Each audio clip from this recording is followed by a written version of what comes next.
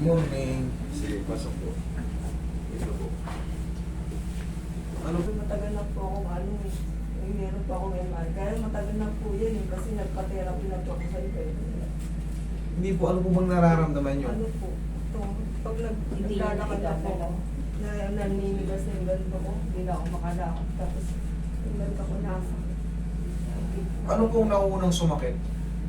Eh, pag tumayo po ko ito, Hindi po sciatica yan pag nagkakaroon ng contraction dyan sa ano. Ang sciatica po magmumula always sa lumbar.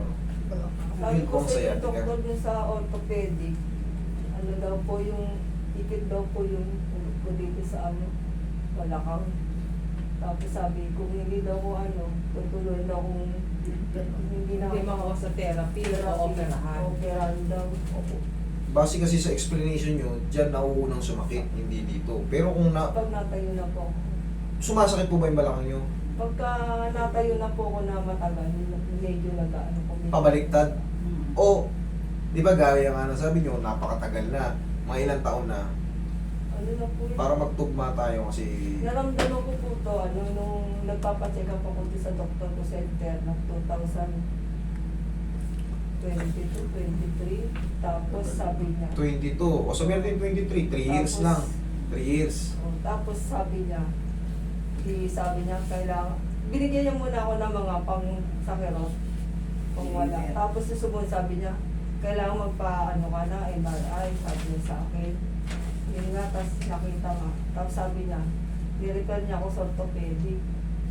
Base po ang lumalabas kasi sa inyo rito, puro diffuse. Ano po ibig sabihin? Tapos meron din kayong grade 1 anterosclerosis and modic type 2 marrow change. Okay, ano po ba ibig sabihin ng diffuse?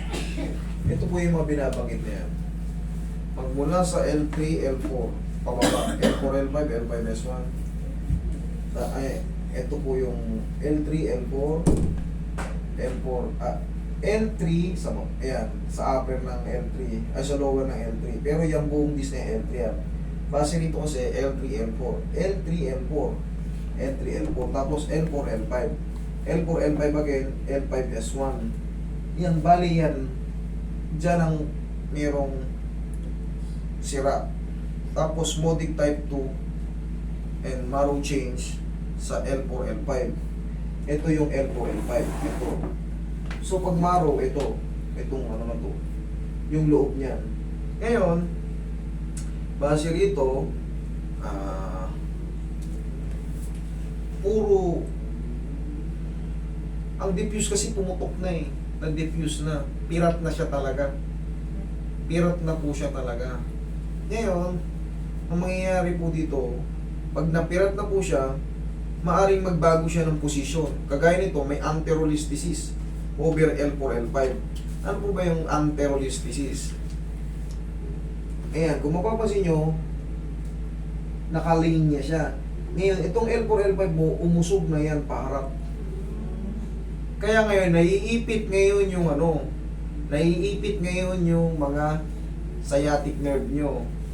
Ngayon, pagka naipit yan, once na siyempre, delay po yung supply or less yung supply ng blood. Kaya pag matagal ka nakatayo, nadi-dehydrate yung mga muscle.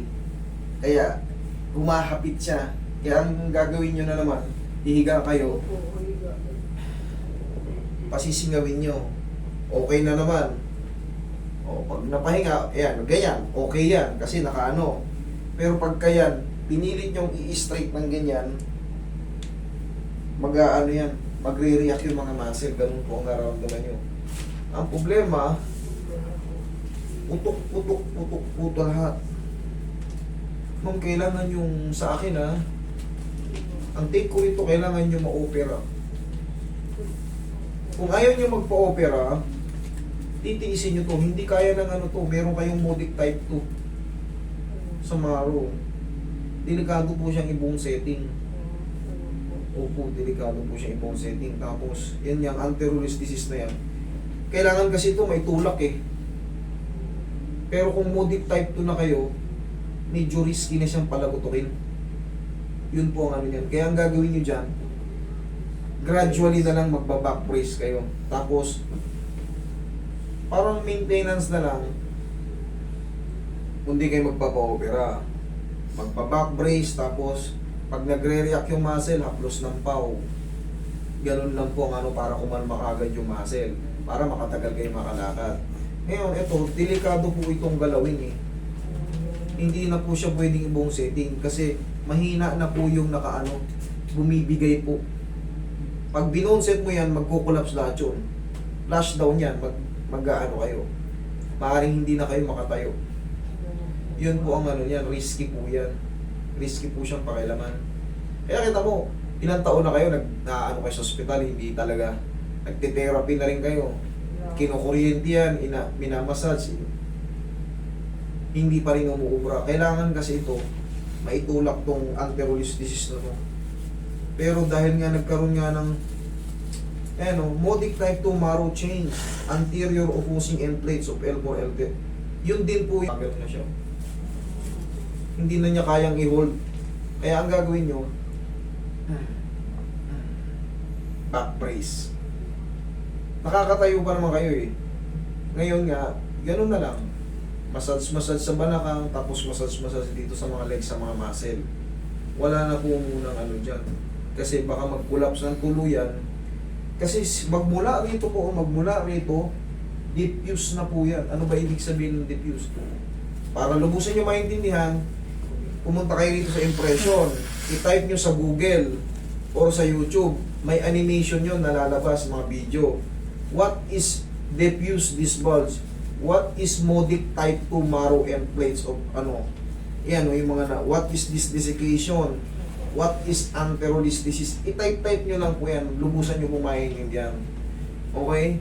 Ganon din po ang ginagawa kong study. Pag hindi ko maintindihan, pag nakabasa ako ng mga ano, yung first time ko lang na-encounter ng mga ano, ginugoogle ko yan. Pag na-google ko, pag-aaralan ko na yun. Ganon po ang style ng ano ko. Para hindi po madisgrasya yung ano. Kasi sa akin, actually, pwede ko nang dayain yan eh. Haplos-haplosin ko yung binti niya para masingil kayo. Hindi po ganon. Babalik din sa akin yan. Wala kayong babayaran sa akin. I-explain ko lang sa inyo. Pag hindi ko kaya kasi, tinuturo ko lang po kung ano yung kaalaman ko, kung ano yung, para matutunan nyo rin, para i-type nyo rin, ganon. Pero hindi po kayo magbabayad dito. Hindi po kayo para sa akin basta-basta eh, ma'am. Medyo risky to pag pinakailaman ko to. Baka malumpo siya. Lalo siyang malumpo. Weak na yung L4, L5 niya. Nagkakaroon na ng ano, gumaganon na oh. Kumbaga nawala na yung ano niya. Kasi nga diffuse na po ito yo. I'm sorry to say pero mag-brace kayo.